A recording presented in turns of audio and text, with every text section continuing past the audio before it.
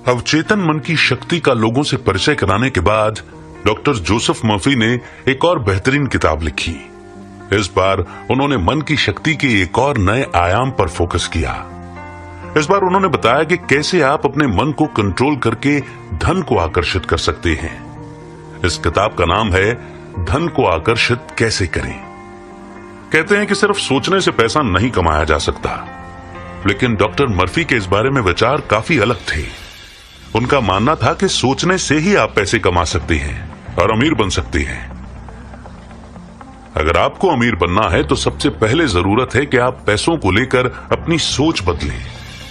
अगर देखा जाए तो जो गरीब लोग हैं, यानी जो पैसों के लिए संघर्ष कर रहे हैं, उनकी मानसिकता पैसों को लेकर नकारात्मक रहती है। वे हमेशा सोचते हैं कि अमीर लोग दूसरों के पेट पर लात मारते हैं और हर अमीर आदमी किसी को धोखा देकर ही अमीर बनता है। इसी प्रकार की धारणा गरीब के बच्चों के मन में बचपन से ही भर दी जाती है कि अगर आपके पास पैसा है तो आप बुरे हैं, और वे ऐसा भी सोचते हैं कि सिर्फ बुरे लोगों के पास ही पैसा होता है। लेकिन असल में इसी प्रकार की उनकी मानसिकता उन्हें अमीर बनने से रोकती है, जबकि अमीर लोग पैसे कमाने की नई से नई तकनीकें खोजते रहते हैं। आकर्षण का नियम भी कहता है कि हम जिस किसी काम या चीज के बारे में सबसे ज्यादा सोचते हैं तो हमारा मन लगातार उस चीज या कार्य के अनुकूल होने लगता है और हमारे सारे कार्य उसी दिशा में होने लगते हैं। इस नियम को हर उस चीज पर लागू किया जा सकता है जिसे आप पाना चाहते हैं। सबसे पहले दौलत का निर्माण आपके मन के अंदर होना चाहिए, फिर आकर्षण के नियम के फलस्वरूप ये बाहरी जगत में साकार हो जाता है। आपको ये समझकर चलना होगा कि बुराई पैसे में नहीं होती, बल्कि पैसों से तो समस्याएं खत्म होती हैं। और जब आप ये बात समझ जाएंगे तब आप पैसों को पाने में भी सफल हो जाएंगे। यानी कि फर्क सिर्फ सोच का है। आपकी जिंदगी में कितना धन आएगा ये इस बात पर निर्भर करता है कि पैसे के साथ आपके किस तरह के इमोशंस जुड़े हुए हैं। आप पैसों के बारे में क्या सोचते हैं, यानी कि पैसे और आपके मन के बीच किस तरह का कनेक्शन और कॉम्बिनेशन है, क्योंकि यही कॉम्बिनेशन आपको बताएगा कि आप जिंदगी में पैसों को अपनी ओर आकर्षित कर पाएंगे या नहीं। तो अभी सुनिए ये ऑडियो बुक और जानिए वे 5 तरीके जिनका इस्तेमाल करके आप धन को आकर्षित करने की कला सीख सकते हैं। अमीर बनना आपका अधिकार है। आप यहां समृद्ध जीवन बिताने आए हैं। आप यहां खुश रहने, दैदीप्यमान बनने और स्वतंत्र होने के लिए आए हैं। इसलिए एक पूर्ण, सुखद और समृद्ध जीवन जीने के लिए आपको जितना पैसा चाहिए वो आपके पास होना चाहिए। गरीबी में कोई सद्गुण नहीं है, ये एक मानसिक रोग है जिसका इस पृथ्वी से समूल नाश कर देना चाहिए। आप यहां विकास करने आए हैं, विस्तार करने आए हैं और खुद को प्रकट करने आए हैं।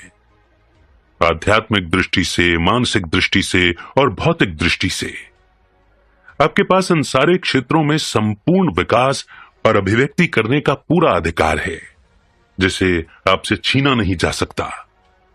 आपको खुद को सौंदर्य और विलासिता से घेर लेना चाहिए।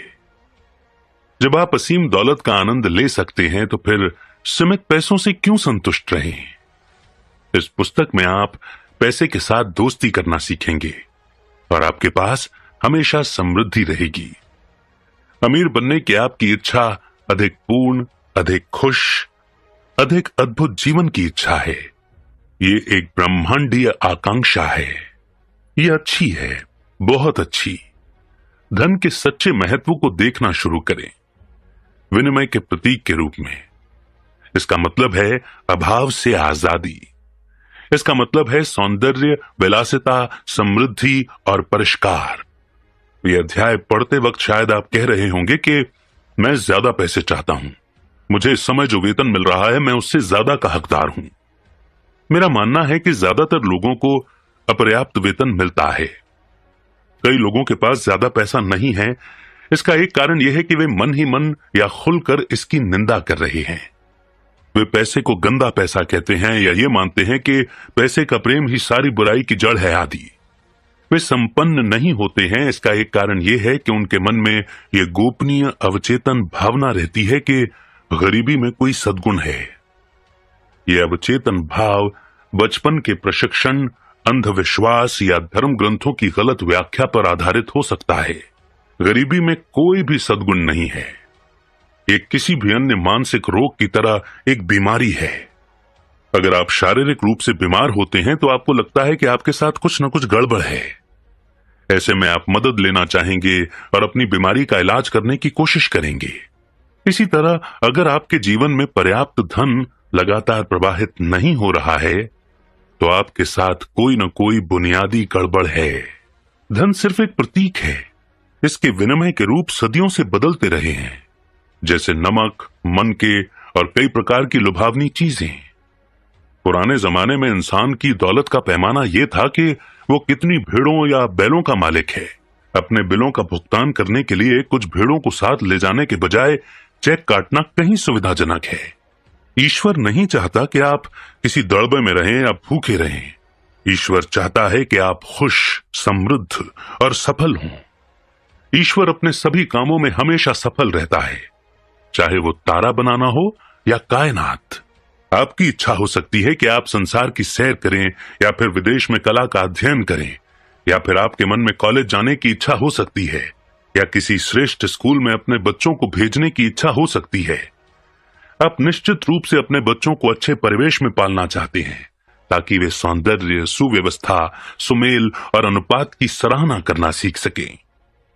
आप सफल होने, जीतने, सारी मुश्किलों को जीतने के लिए पैदा हुए थे। आप अपनी सारी शक्तियों को पूरी तरह विकसित करने के लिए पैदा हुए थे। अगर आपके जीवन में आर्थिक अभाव है तो इसके बारे में कुछ करें। धन संबंधी अंधविश्वासी मान्यताओं से तुरंत मुक्ति पालें। कभी भी पैसे को बुरा या गंदा ना माने। अगर आप ऐसा करते हैं तो पैसे के पंख लग जाएंगे और यह उड़कर आपसे दूर चला जाएगा। याद रखें, आप जिसकी निंदा करते हैं उसे खो देते हैं। मिसाल के तौर पर मान लें कि आपको जमीन में सोना, चांदी, सीसा, तांबा या लोहा मिलता है। क्या आप इन चीजों को बुरा कहेंगे? ईश्वर ने सभी चीजों को अच्छा घोषित किया है। बुराई मनुष्य की स्याह समझ, उसके अप्रकाशित मस्तिष्क, जीवन की उसकी झूठी व्याख्या और दैवी शक्ति के उसके दुरुपयोग से आती है। यूरेनियम, सीसे या किसी भी अन्य धातु का इस्तेमाल विनिमय के साधन के रूप में किया जा सकता है। हम नोट या चेक का इस्तेमाल करते हैं। निश्चित रूप से कागज बुरा नहीं है, न ही चेक है। आज भौतिक शास्त्री और वैज्ञानिक जान चुके हैं कि एक या दूसरी धातु के बीच फर्क सिर्फ इलेक्ट्रॉन्स की संख्या और गति की दर का होता है, जो एक केंद्रीय नाभिक के चारों ओर घूम रहे हैं। वे अब शक्तिशाली साइक्लोट्रॉन्स में परमाणुओं की बमबारी करके एक धातु को दूसरी धातु में बदल रहे हैं। सोना निश्चित स्थितियों के पारे में बदल जाता है। ऐसा लगता है कि कुछ समय बाद सोना, चांदी और दूसरी धातुओं को रासायनिक प्रयोगशालाओं में कृत्रिम रूप से बनाया जा सकेगा। मैं इलेक्ट्रॉन्स, न्यूट्रॉन्स, प्रोटॉन्स और आइसोटॉप्स में कोई बुराई देखने की कल्पना नहीं कर सकता। आपकी जेब में रखा कागज इलेक्ट्रॉन्स और प्रोटॉन्स से बना है, जो अलग तरीके से व्यवस्थित है। उनकी संख्या और गति की दर अलग है। सिर्फ इसी मायने में वो कागज आपकी जेब में रखी चांदी से भिन्न है। कुछ लोग कहेंगे, ओह, लोग पैसों के लिए लोगों की जान ले लेते हैं, वे पैसों के लिए चोरी करते हैं। ये सच है कि पैसे का असंख्य अपराधों से संबंध रहा है, लेकिन इससे ये बुरा नहीं बन जाता। कोई आदमी किसी की जान लेने के लिए किसी दूसरे को $50 देता है, उसने एक विनाशकारी उद्देश्य से पैसे का दुरुपयोग किया है। आप बिजली का इस्तेमाल किसी की जान लेने के लिए कर सकते हैं या इससे घर में प्रकाश कर सकते हैं। आप पानी का इस्तेमाल किसी शिशु की प्यास बुझाने के लिए कर सकते हैं या इसमें उसे डुबो भी सकते हैं। आप आग का इस्तेमाल किसी बच्चे को गर्मी देने या उसे जलाकर मार डालने के लिए कर सकते हैं। एक और उदाहरण यह है कि आप अपने बगीचे से मिट्टी लाकर अपने कॉफी के कप में डाल देते हैं। आपने गलत किया है, बुराई आपकी है। मिट्टी बुरी नहीं है, न ही कॉफी है। मिट्टी को गलत जगह पर डाला गया है। इसकी असली जगह आपका बगीचा है। इसी तरह अगर आपके अंगूठे में सुई चुभ जाती है तो यह बुरी नहीं है। सुई की जगह सुई दान में है, आपके अंगूठे में नहीं। हम जानते हैं कि प्रकृति की शक्तियां या तत्व बुरे नहीं होते। ये तो हमारे इस्तेमाल पर निर्भर करता है कि वे हमें फायदा पहुंचाते हैं या हमारा नुकसान करते हैं। एक आदमी ने एक बार मुझसे कहा था, मैं दिवालिया हूं, मुझे पैसा पसंद नहीं है, ये सारी बुराई की जड़ है। पैसे का प्रेम अगर बाकी सारी चीजों से प्रबल होगा तो आप एक तरफा और असंतुलित हो जाएंगे। आप संसार में अपनी शक्ति या सत्ता का समझदारी से इस्तेमाल करने आए हैं। कुछ लोग शक्ति की चाह रखते हैं, बाकी पैसे की। अगर आपका दिल पैसे पर लट्टू हो जाता है और आप कहते हैं कि बस मैं तो इसी को चाहता हूं, मैं अपना सारा ध्यान पैसे के संग्रह पर केंद्रित करने जा रहा हूं, दूसरी कोई चीज मायने नहीं रखती, तो आप पैसा कमा सकते हैं और दौलत इकट्ठी कर सकते हैं, लेकिन आप भूल रहे हैं कि आप यहां पर एक संतुलित जीवन जीने के लिए आए हैं। इंसान सिर्फ रोटी से ही नहीं जीता है। मिसाल के तौर पर, अगर आप किसी संप्रदाय या धार्मिक समूह के सदस्य हैं और इसके बारे में कट्टर बन जाते हैं, खुद को अपने दोस्तों, समाज और सामाजिक गतिविधियों से अलग कर लेते हैं, तो आप असंतुलित, अंतर्मुखी और कुंठित हो जाएंगे। प्रकृति संतुलन पर जोर देती है। यदि आपका सारा समय बाहरी चीजों और संपत्ति में ही लगा रहे तो आपकी मानसिक शांति, मधुर संबंध, प्रेम, खुशी या आदर्श स्वास्थ्य से वंचित हो जाएंगे। आप पाएंगे कि आप कोई भी ऐसी चीज नहीं खरीद सकते जो असली है। आप दौलत का संग्रह कर सकते हैं या मिलियनों डॉलर इकट्ठे कर सकते हैं। यह अपने आप में बुरा नहीं है। बुरा तो तब होता है जब आप हर दूसरी चीज से परे सिर्फ पैसे से प्यार करें। पैसे से बेइंतहा प्रेम ही कुंठा, निराशा और मोह भंग का परिणाम देता है। इस अर्थ में यह आपकी बुराई की जड़ है। पैसे को अपना एकमात्र लक्ष्य बनाकर आपने गलत चुनाव किया है। आपने सोचा था कि आपको सिर्फ यही चाहिए था, लेकिन अपनी तमाम कोशिशों के बाद आपको पता लगा कि आपको सिर्फ पैसा नहीं चाहिए था। आपको दरअसल जो चीज चाहिए थी वो थी सच्ची जगह, मानसिक शांति और समृद्धि। वैसे अगर आप चाहें तो आपके पास लाखों करोड़ों डॉलर होने के बावजूद मानसिक शांति, मधुर संबंध, आदर्श स्वास्थ्य और दैवीय अभिव्यक्ति रह सकती है। हर व्यक्ति पर्याप्त पैसे चाहता है। कोई नहीं चाहता कि उसके पास बस गुजर बसर लायक ही पैसे रहें। इंसान समृद्धि चाहता है, उसे ये मिलना चाहिए। भोजन, वस्त्र, घर, यातायात के बेहतर साधनों की अभिव्यक्ति, प्रजनन और समृद्धि के लिए हमारी जो आकांक्षाएं, इच्छाएं और आवेग हैं, वे सब ईश्वर के दिए हैं, दैवीय हैं, अच्छे हैं। लेकिन इन आवेगों, इच्छाओं और आकांक्षाओं को हम गलत दिशा दे सकते हैं, जिससे हमें अपने जीवन में बुरे या नकारात्मक अनुभव हो सकते हैं। मनुष्य की प्रकृति बुरी नहीं है। आप में कोई बुरा स्वभाव नहीं है। ये तो ईश्वर है, शाश्वत प्रज्ञा है, जीवन है जो आपके जरिए अभिव्यक्ति चाह रहा है। मिसाल के तौर पर, एक लड़का कॉलेज जाना चाहता है, लेकिन उसके पास पर्याप्त पैसे नहीं है। वो आसपास के दूसरे लड़कों को कॉलेज और यूनिवर्सिटी जाते देखता है। उसकी इच्छा बढ़ जाती है और वो खुद से कहता है कि मैं भी कॉलेज में पढ़ना चाहता हूं। ये लड़का कॉलेज जाने के उद्देश्य से चोरी कर सकता है या पैसों का गबन कर सकता है। कॉलेज जाने की इच्छा मूलतः अच्छी थी, लेकिन समाज के कानूनों, अनुरूपता के वैश्विक नियम या स्वर्णिम नियम की अवहेलना करके उसने इस इच्छा को गलत दिशा दे दी, जिससे वो मुश्किल में पड़ गया।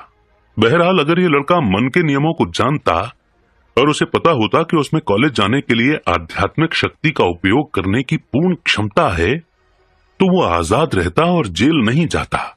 उसे जेल में किसने डाला? उसने खुद। जिस पुलिस वाले ने उसे जेल में बंद किया, वो इंसानी कानूनों का एक प्रतीक था, जिन्हें उसने तोड़ा था। चोरी करके और दूसरों को नुकसान पहुंचाकर उसने पहले खुद को अपने मन में कैद किया। इसके बाद डर और अपराध बोध की चेतना आई। पहले उसके दिमाग की कैद आई, जिसके बाद ईंट पत्थर से बनी जेल की दीवारें आईं। पैसा ईश्वर की संपन्नता, सौंदर्य, परिष्कार और समृद्धि का प्रतीक है। इसका इस्तेमाल असंख्य तरीकों से मानवता को लाभ पहुंचाने के लिए समझदारी भरे, विवेकपूर्ण और सृजनात्मक तरीके से करना चाहिए। ये किसी देश के आर्थिक स्वास्थ्य का प्रतीक है। जब आपका रक्त स्वतंत्रता से प्रवाहित होता है तो आप स्वस्थ होते हैं। इसी तरह जब पैसा आपके जीवन में स्वतंत्रता से प्रवाहित होता है तो आप आर्थिक दृष्टि से स्वस्थ होते हैं।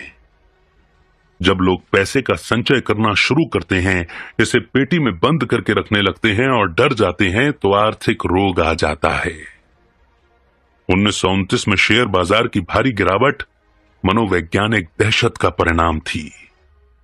डर ने हर जगह लोगों के दिमाग को जकड़ लिया था। ये एक तरह का नकारात्मक सम्मोहन था।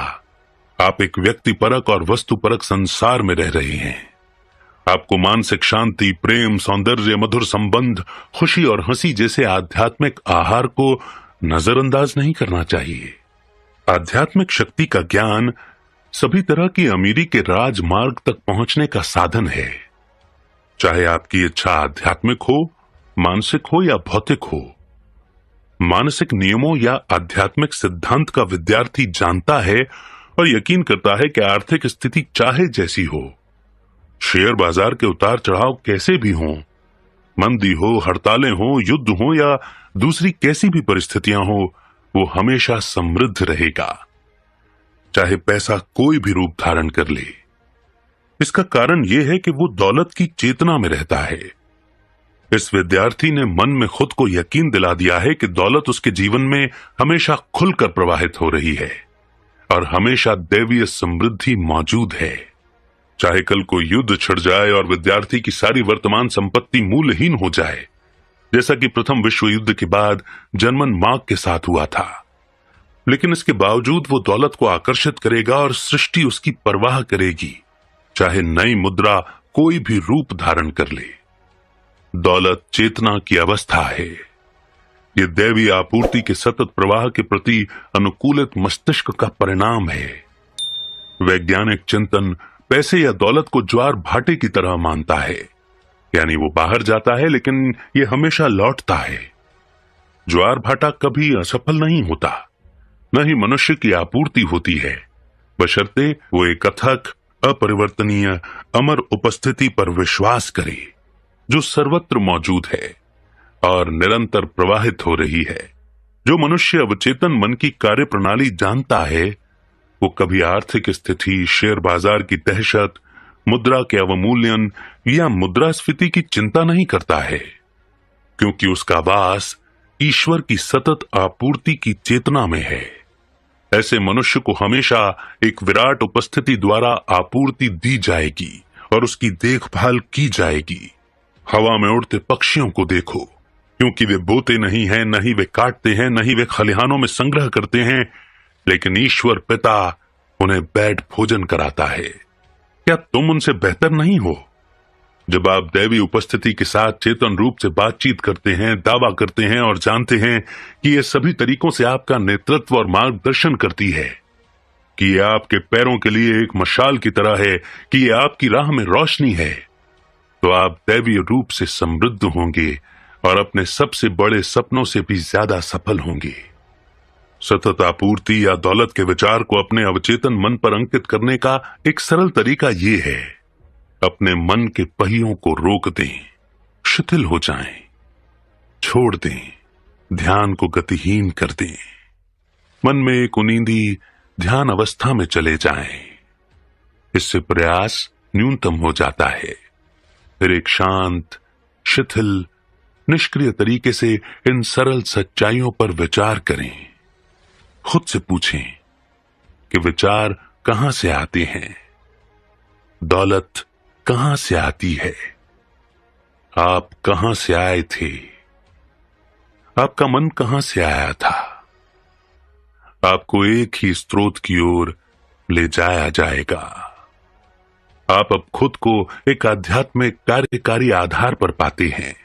अब आपको यह एहसास अपनी बुद्धिमानी का अपमान नहीं लगेगा कि दौलत एक मानसिक अवस्था है।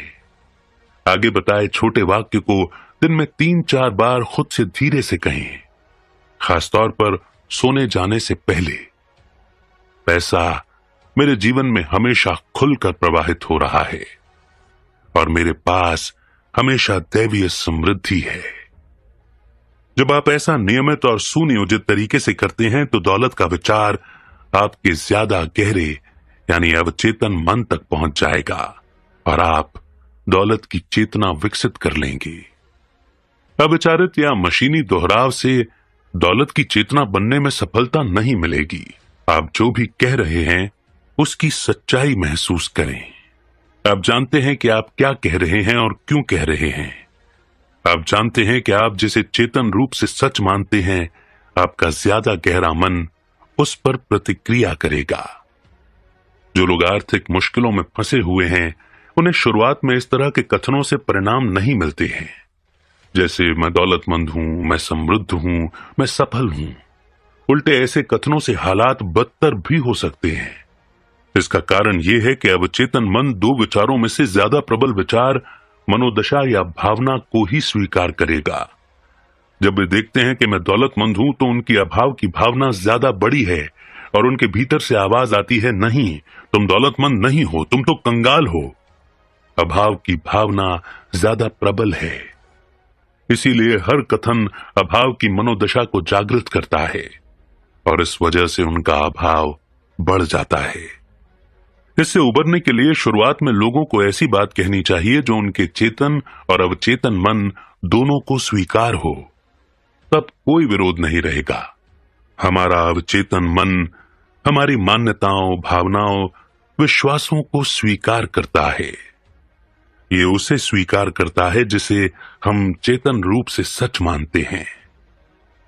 एक आदमी ये कहकर अपने अवचेतन मन का सहयोग हासिल कर सकता है, मैं हर दिन समृद्ध हो रहा हूं, हर दिन मेरी दौलत और बुद्धिमानी बढ़ रही है, हर दिन मेरी दौलत बढ़ रही है, मैं आर्थिक दृष्टि से तरक्की कर रहा हूं, विकास कर रहा हूं और आगे बढ़ रहा हूं।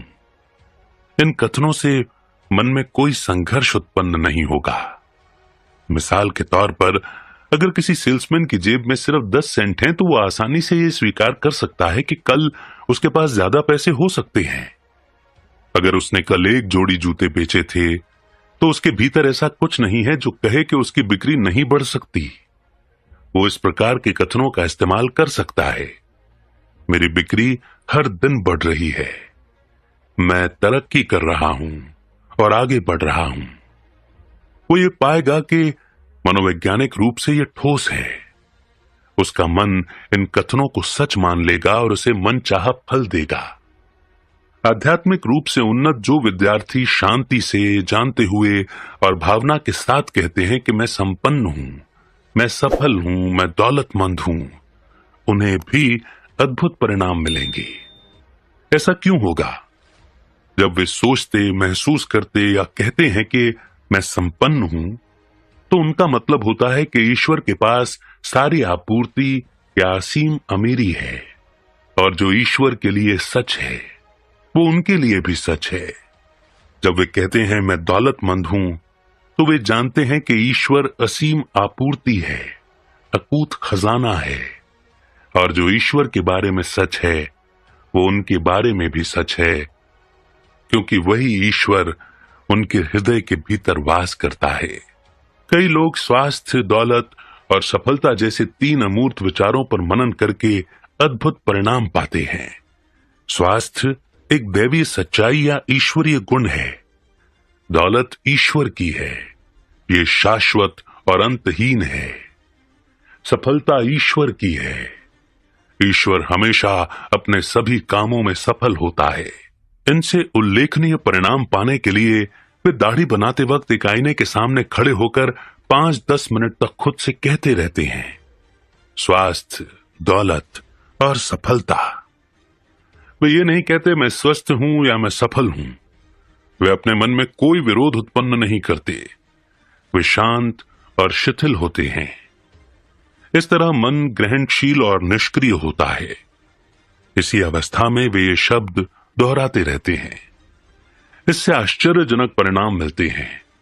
दरअसल वे उन सत्यों के साथ तादात्म्य स्थापित कर रहे हैं जो शाश्वत, अपरिवर्तनीय और अमर है। आप दौलत की चेतना विकसित कर सकते हैं। इस पुस्तक में वर्णित और विस्तार से बताए सिद्धांतों पर अमल करें। आपके रेगिस्तान में भी गुलाब के फूल खिल जाएंगे और ये महकने लगेगा। मैंने कई साल पहले ऑस्ट्रेलिया के एक किशोर के साथ काम किया था। ये किशोर डॉक्टर और सर्जन बनना चाहता था, लेकिन उसके पास पैसा नहीं था और न ही उसने हाई स्कूल की पढ़ाई पूरी की थी। खर्च निकालने के लिए वो डॉक्टरों के ऑफिस साफ करता था, खिड़कियां धोता था और मरम्मत के छुटपुट काम करता था। उसने मुझे बताया कि हर रात जब वो सोने जाता था तो वो दीवार पर टंगे डॉक्टर के डिप्लोमा का चित्र देखता था। जिसमें उसका नाम बड़े बड़े अक्षरों में लिखा था।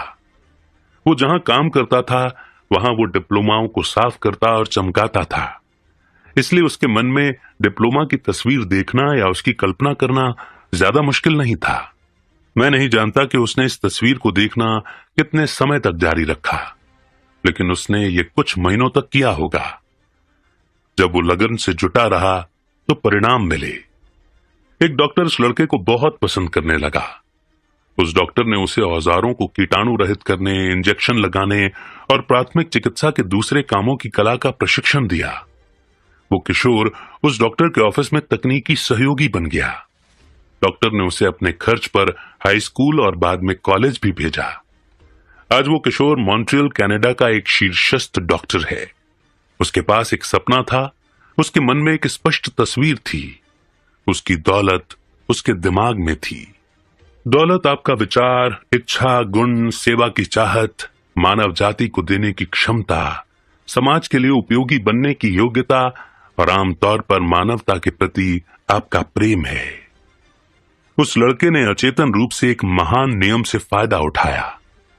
रॉबर्ट कहते हैं, लक्ष्य को देखकर आप उसके प्राप्ति के साधनों की इच्छा कर लेते हैं। इस लड़के के मामले में लक्ष्य डॉक्टर बनना था। उसने डॉक्टर बनने की कल्पना की, इसका चित्र देखा, इसकी सच्चाई को महसूस किया। इस विचार को लगातार कायम रखकर, उसे पोषण देकर और उससे प्रेम करके उसने अपनी कल्पना शक्ति के जरिए इसे अवचेतन की परतों के पार पहुंचा दिया। तब ये एक विश्वास बन गया और इसने उसके सपनों को हकीकत में बदलने की राह दिखाई। वो ये कह सकता था कि मेरे पास कोई शिक्षा तो है नहीं, मैं सही लोगों को नहीं जानता, अब तो मैं इतना बड़ा हो चुका हूं कि स्कूल नहीं जा सकता, मेरे पास पैसे नहीं हैं, इसमें कई साल लग जाएंगे और मैं बुद्धिमान नहीं हूं। अगर वो इस तरह की बातें कहता तो शुरू करने से पहले ही हार जाता। उसकी दौलत उसकी आंतरिक आध्यात्मिक शक्ति के इस्तेमाल में निहित थी, जिसने उसके विचार पर प्रतिक्रिया की। हमारी प्रार्थनाओं का किस साधन या तरीके से जवाब मिलता है, ये हमसे हमेशा छिपा रहता है। कभी कभार हम बस अंतर्बोध से प्रक्रिया के एक आध हिस्से को समझ सकते हैं। मेरे तरीकों का पता नहीं लगाया जा सकता, तरीके मालूम नहीं होते। मनुष्य तो बस कल्पना कर सकता है और अपने मन में लक्ष्य को स्वीकार कर सकता है। इस लक्ष्य को कैसे प्राप्त किया जाएगा, ये उसे अपने भीतर की व्यक्तिपरक बुद्धिमत्ता के भरोसे छोड़ना होता है। अक्सर ये सवाल पूछा जाता है कि लक्ष्य पर मनन करने और चेतना में इच्छा को स्वीकार करने के बाद मुझे क्या करना चाहिए। जवाब सरल है, जो भी आपके लक्ष्य को पाने के लिए आवश्यक होगा, उसे करने के लिए आपको विवश किया जाएगा। अवचेतन का नियम है विवशता। जीवन का नियम है क्रिया और प्रतिक्रिया। हम जो भी क्रिया करते हैं वो हमारे मन की आंतरिक गतिविधियों, आंतरिक भावों और विश्वासों पर स्वचालित प्रतिक्रिया होती है। कुछ महीनों पहले जब मैं सोने गया तो मैंने कल्पना की कि मैं अपनी एक लोकप्रिय पुस्तक मैजिक ऑफ फेथ को फ्रांसीसी भाषा में पढ़ रहा हूं। मैंने एक कल्पना की कि यह पुस्तक सभी फ्रांसीसी बोलने वाले देशों में पढ़ी जा रही है। कई सप्ताह तक मैंने हर रात यही किया और अपने हाथों में मैजिक ऑफ फेथ के काल्पनिक फ्रांसीसी संस्करण को थामने के चित्र के साथ सो गया। 1954 के क्रिसमस के ठीक पहले मुझे पेरिस के एक अग्रणी प्रकाशक का पत्र मिला, जिसने एक अनुबंध भी साथ में भेजा था। पत्र में लिखा था कि मैं उस अनुबंध पर हस्ताक्षर कर दूं और उसे मैजिक ऑफ फेथ के फ्रांसीसी संस्करण को प्रकाशित करने तथा फ्रांसीसी भाषा बोलने वाले सभी देशों में उसे प्रचारित करने की अनुमति दूं। आप मुझसे पूछ सकते हैं कि प्रार्थना के अलावा मैंने इस पुस्तक के प्रकाशन के बारे में क्या किया। मैं कहूंगा, कुछ नहीं। उसके बाद तो व्यक्तिपरक प्रज्ञा ने कमान थाम ली थी और अपने तरीके से यह कर दिया था, जो मेरे चेतन रूप से सोचे किसी भी तरीके से कहीं बेहतर था। हमारी सारी बाहरी गतिविधियां और क्रियाएं मन की आंतरिक गतिविधियों का अनुसरण करती हैं। आंतरिक क्रिया सभी बाहरी क्रियाओं से पहले होती है। आप शारीरिक रूप से जो भी कदम उठाते हैं या आप वस्तुपरक तरीके से जो भी करते नजर आते हैं, वो सब एक नक्शे का हिस्सा होता है, जिसे पूरा करने के लिए आप विवश होते हैं। लक्ष्य को स्वीकार करने से लक्ष्य की प्राप्ति के साधन अपने आप आ जाते हैं। यकीन करें कि मनचाही चीज इसी समय आपके पास है और आप इसे पा लेंगे। हमें अपनी भलाई से इनकार करना छोड़ना होगा। एहसास करें कि एक ही चीज है जो हमें उस अमीरी से दूर रखती है जो हमारे चारों ओर फैली है। ये एकमात्र चीज है हमारा मानसिक नजरिया। ये एकमात्र चीज है ईश्वर। जीवन और संसार को देखने का हमारा दृष्टिकोण। इस सकारात्मक सत्य को जान लें, इस पर विश्वास करें और इसके अनुरूप काम करें। आप ईश्वर के महान नियमों के जरिए जो भी हासिल करना चाहते हैं वो पा सकते हैं, बन सकते हैं और कर सकते हैं। आपका मन कैसे काम करता है, इसका ज्ञान आपका रक्षक और मुक्तिदाता है। विचार और भावना आपकी तकदीर है। आप चेतना के अधिकार द्वारा हर चीज के मालिक हैं। स्वास्थ्य की चेतना स्वास्थ्य उत्पन्न करती है। दौलत की चेतना दौलत उत्पन्न करती है। वैसे ये ध्यान रखें कि आप जिसके लिए प्रार्थना करते हैं उससे संसार इनकार या विरोध करता नजर आ सकता है। कई बार तो आपकी इंद्रियां भी आप पर हंसती नजर आएंगी। अगर आप अपने मित्र को यह बताएं कि आप अपना नया कारोबार शुरू करने जा रहे हैं तो वो तमाम कारण गिनाने लगेगा कि आपका असफल होना क्यों तय है। यदि आप उसके सम्मोहन के जाल में फंस जाते हैं तो इससे आपके मन में असफलता का डर बैठ सकता है। लेकिन जब आप आध्यात्मिक शक्ति के बारे में जागरूक होते हैं जो एक है, अखंड है और आपके विचार पर प्रतिक्रिया करती है, तो आप संसार के अंधकार और अज्ञान को अस्वीकार कर देंगे। तब आप ये समझ जाएंगे कि आपके पास सफल होने के लिए सारे औजार, शक्ति और ज्ञान है। अमीरी के राजमार्ग पर चलने के लिए आपको दूसरों की राह में रोड़े या बाधाएं नहीं रखनी चाहिए, नहीं दूसरों के प्रति ईर्ष्या या डाह रखनी चाहिए। दरअसल इन नकारात्मक भावों को आश्रय देकर आप खुद को ही चोट और नुकसान पहुंचा रहे हैं, क्योंकि आप ही तो हैं जो इसे सोच रहे हैं और महसूस कर रहे हैं। जैसा क्विम्बी ने कहा था, आप किसी दूसरे को जो सुझाव देते हैं वो आप खुद को दे रहे हैं। इस वजह से स्वर्णिम नियम एक ब्रह्मांडीय और दैवीय नियम है। मुझे यकीन है आपने लोगों को यह कहते सुना होगा, इस आदमी का गोरख धंधा है, वो एक ठग है, वो बेईमानी से पैसे कमा रहा है, वो धोखेबाज है। मैं उसे तब जानता था जब उसके पास कुछ भी नहीं था। वो कुटिल है, चोर है और दगाबाज है। अगर आप ये बोलने वाले आदमी का विश्लेषण करते हैं तो आप पाते हैं कि वो आमतौर पर अभाव में है या किसी आर्थिक अथवा शारीरिक बीमारी का शिकार है। शायद कॉलेज के उसके पुराने मित्र सफलता की सीढ़ी पर ऊपर पहुंच गए और उससे ज्यादा अच्छी स्थिति में पहुंच गए। उनकी प्रगति देखकर वो कटु और ईर्ष्यालु हो गया है। कई मामलों में यही उसके पतन का कारण होता है। इन सहपाठियों के बारे में नकारात्मक तरीके से सोचने और उनकी दौलत की निंदा करने का नतीजा ये होता है कि जिस दौलत और समृद्धि के लिए वो प्रार्थना कर रहा है वो गायब हो जाती है और दूर चली जाती है। वो जिन चीजों के लिए प्रार्थना कर रहा है दरअसल उन्हीं की निंदा कर रहा है। वो दो तरफा प्रार्थना कर रहा है। एक तरफ तो वो कह रहा है कि ईश्वर मुझे समृद्ध बना रहा है, और अगली ही सांस में मन ही मन या जोर से वो ये कह रहा है कि मैं उस आदमी की दौलत से द्वेष करता हूं। हमेशा दूसरे व्यक्ति को दुआ दें, हमेशा उसकी समृद्धि और सफलता पर खुश हों। ऐसा करके आप खुद को दुआ देते हैं और समृद्ध बनाते हैं। अगर आप बैंक जाते हैं और देखते हैं कि सड़क पार वाला आपका प्रतिस्पर्धी आपसे 20 गुना ज्यादा पैसे जमा करा रहा है, या आप उसे $10,000 जमा करते देखें तो खुश हों। ये देखकर बहुत खुश हों कि ईश्वर की समृद्धि उसके एक पुत्र के माध्यम से प्रकट हो रही है। तब आप उस चीज को दुआ दे रहे हैं और बढ़ा रहे हैं जिसके लिए आप प्रार्थना कर रहे हैं कि आप जिसे दुआ देते हैं वो कई गुना होता है। आप उसकी निंदा करते हैं, आप उसे गंवा देते हैं। अगर आप किसी बड़ी कंपनी में काम कर रहे हो और इस बारे में सोच रहे हो या चिढ़ रहे हो कि आपको कम तनख्वाह मिलती है, आपको सम्मान नहीं दिया जाता और आप अधिक धन तथा मान्यता के हकदार हैं, तो आप अचेतन रूप से उस संगठन के साथ अपने बंधनों को तोड़ रहे हैं। आप एक नियम को सक्रिय कर रहे हैं फिर सुपरिटेंडेंट या मैनेजर आपसे कहता है कि हमें आपको निकालना होगा। दरअसल आपने खुद को निकाला था। मैनेजर तो बस एक जरिया था जिसने आपकी नकारात्मक मानसिक अवस्था की पुष्टि की। दूसरे शब्दों में वो एक संदेशवाहक था जो आपको वही बता रहा था जो आपने अपने बारे में सच माना था। ये क्रिया और प्रतिक्रिया के नियम का एक उदाहरण था।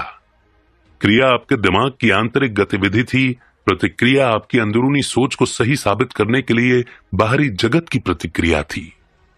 शायद इसे पढ़ते वक्त आप किसी ऐसे व्यक्ति के बारे में सोच रहे होंगे जो दूसरों से लाभ उठाकर, उन्हें धोखा देकर या खराब निवेश बेचकर आर्थिक दृष्टि से समृद्ध बना हो। इसका जवाब स्पष्ट है, क्योंकि अगर हम किसी दूसरे को लूटते हैं, धोखा देते हैं या फायदा उठाते हैं तो हम खुद के साथ भी यही करते हैं। वास्तव में इस मामले में हम खुद को ही चोट पहुंचा रहे या लूट रहे हैं। पहली बात तो यह है कि इससे हम अभाव की मनोदशा में रहते हैं, जिससे नुकसान का हमारी ओर आकर्षित होना तय है। यह नुकसान कई तरीकों से हो सकता है। ये स्वास्थ्य, प्रतिष्ठा, मानसिक शांति, सामाजिक ओहदे, घर में बीमारी या कारोबार में कंगाली के रूप में आ सकता है। जरूरी नहीं है कि नुकसान सिर्फ आर्थिक हानि के रूप में ही आए।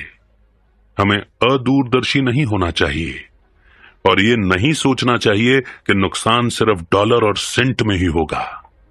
क्या यह अद्भुत भाव नहीं है कि आप जब रात को तकिए पर सिर रखें तो पूरे संसार के साथ शांतिमय महसूस करें और आपका दिल सबके प्रति सद्भाव से भरा हो। कुछ लोग हैं जिन्होंने गलत तरीके से दूसरों को कुचलकर, धोखा करके, छल से और कपट से पैसा इकट्ठा किया है। इसकी कीमत क्या है? कई बार तो यह कीमत मानसिक और शारीरिक रोग की होती है। कई बार अपराध बोध की ग्रंथियों, अनिंद्रा या छिपे हुए डरों की होती है। जैसा एक आदमी ने मुझे बताया था, हां, मैं दूसरों को कुचल कर आगे बढ़ा था। मैं जो चाहता था वो तो मुझे मिल गया, लेकिन इस चक्कर में मुझे कैंसर भी मिल गया। उसे एहसास था कि उसने गलत तरीके से दौलत हासिल की थी। आप किसी को चोट पहुंचाए बिना दौलतमंद और समृद्ध बन सकते हैं। कई लोग खुद को लगातार लूट रहे हैं। वे खुद से ही चुरा रहे हैं। मानसिक शांति, स्वास्थ्य, खुशी, प्रेरणा, खुशी और ईश्वर की हंसी।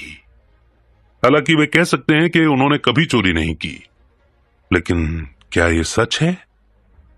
हर बार जब हम किसी से द्वेष करते हैं या ईर्ष्या करते हैं या किसी दूसरे की दौलत या सफलता पर जलते हैं, तो दरअसल हम खुद से चुरा रहे हैं।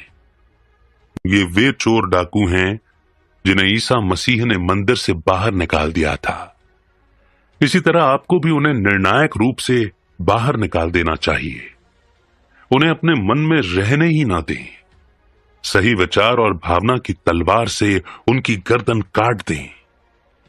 मैंने युद्ध के शुरुआती दिनों में ब्रुकलिन, न्यूयॉर्क की एक महिला के बारे में पढ़ा था, जो इस स्टोर से उस स्टोर तक जाकर सारी उपलब्ध कॉफी खरीदती थी।